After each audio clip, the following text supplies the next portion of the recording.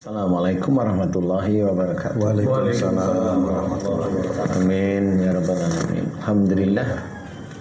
Jadi ketenangan manusia itu kalau yang diceritakan kalimat Quran yang sangat terkenal, Ala bidzikrillahi tatmainul qulub. Ya, itu ayat yang sering dibaca. Kalau ingin menjadi hati tenang, ingatlah Allah atau zikir kepada Allah. Nah, kita tidak hanya memahami seperti zikir atau lisan berzikir kepada Allah itu yaitu dengan istighfar atau dengan muji Allah saja. Bukan hanya itu saja. Itu dianjurkan, istighfar dianjurkan. Kemudian memuji Allah atau bertasbih itu dianjurkan. Ya, itu dianjurkan. Nah, apakah yang seperti itu menjadi tenang? Yang kalau dikerjakan hanya zikrullah lewat lisan, itu belum menjadi tenang yang diinginkan seperti Allah. Tatmainul qulub itu bukan yang seperti itu, ya. Yang akhirnya hati menjadi tenang ini adalah ketenangan yang nanti didapat seorang muslim di akhirat. Kalau Allah memberikan hatinya tenang itu, keyakinan kepada Allah Ta'ala itu menjadikan dia itu tenang di dunia ini, yakin di akhiratnya. Nah, ingat kepada Allah dengan tadi ayat tersebut itu, ingat tidak hanya cuma zikrullah aja lewat lisan, tapi adalah melakukan semua aktivitas kehidupan dunia kita itu mengingat Allah. Mau keluar rumah, mau ke kantor, bismillah, membaca doa untuk perjalanan.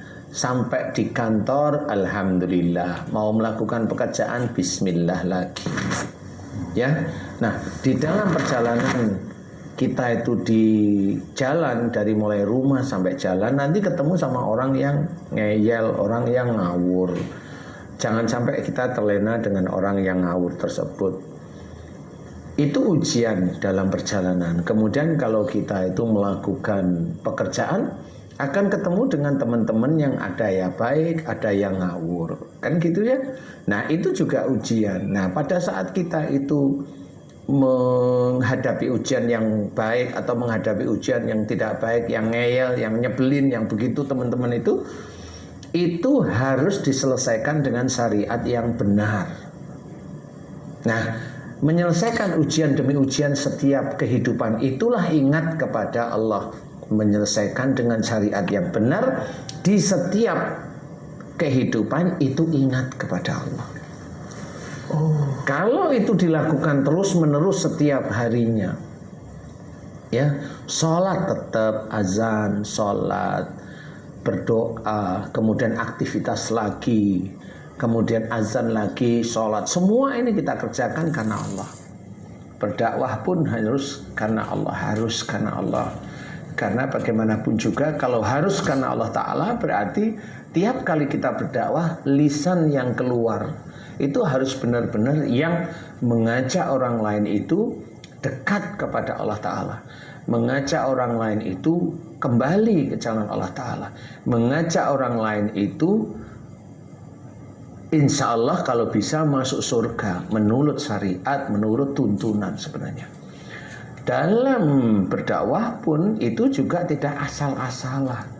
Tidak bisa bercandain akhirat yang bercandanya salah. Tidak bisa bercanda dengan malaikat yang sebenarnya itu bukan pekerjaan malaikat. Bercanda tentang akhirat yang bercandain Allah. Bercandain Allah gimana? Banyak bercandain Allah. Sehingga walaupun itu dakwah, tapi dakwahnya tidak akan manfaat di mata Allah Ta'ala. Dan malah itu merugikan diri sendiri karena dia tidak paham bagaimana malaikat itu melakukan pekerjaan atau tugasnya. Dan dia tidak paham bagaimana Allah itu sebenarnya maha berkuasa, maha detail, dan tidak ada kesalahan. Nah, disinilah kita harus hati-hati kalau sudah bercerita tentang dakwah. Nah, dalam dakwah pun kita juga ingat kepada Allah, sehingga dalam bertutur kata ini harus benar di hadapan Allah Ta'ala. Itu ingat kepada Allah Ta'ala. Karena apa? Pada saat kita dakwah itu ada 2 malaikat. Kalau kita benar yang mencatat itu raqib, kalau salah yang mencatat atid. Jangan kalau kita itu dakwah merasa itu ada dalam Quran, kemudian penjelasannya malah keluar. Nah, itu juga nggak bisa seperti itu. Ayatnya sudah benar, tapi pada waktu menjelaskan malah keluar dari arti ayat itu. Nah, itu udah bisa, tidak boleh. Nah, makanya dalam dakwah pun harus hati-hati. Kehati-hatian itu tetap dijaga. Kemudian kalau memberi nasihat, jangan menekan kepada yang salah. Nasihat pun tidak perlu dengan nama-nama mereka yang salah. Cukup hanya kiasan saja, dan kita karena memang saudara ya kita mencoba mengingatkan.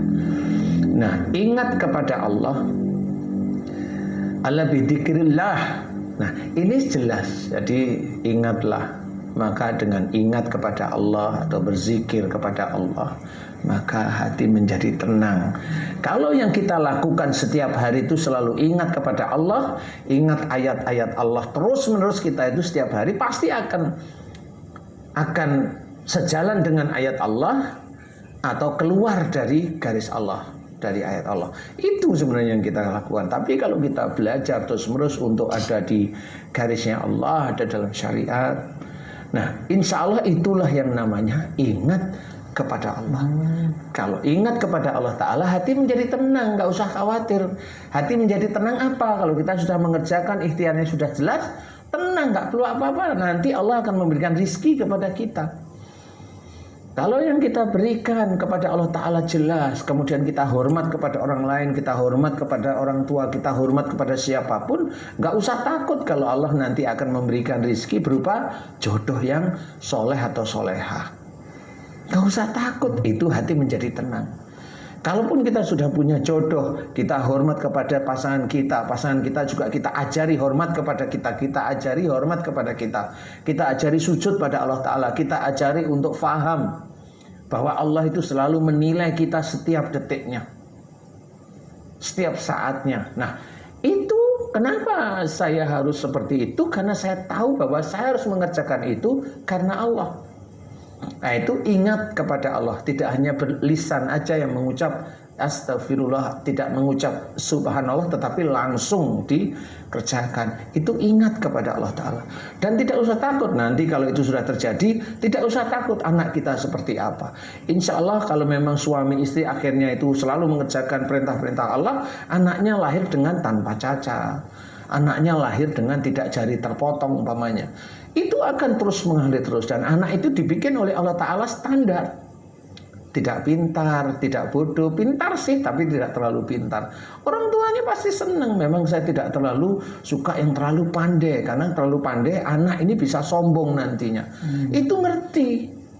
Kalau orang tua tidak tahu, senang anaknya pintar, padahal sombongan itu disiapkan oleh anaknya itu sendiri. Kalau dia itu dulu jagoan, pandai. Nah, setelah sombong, dulu orang tuanya juga banggain anaknya, dosa di situ. Nah, disitulah sebenarnya khawatirnya, di situ harusnya.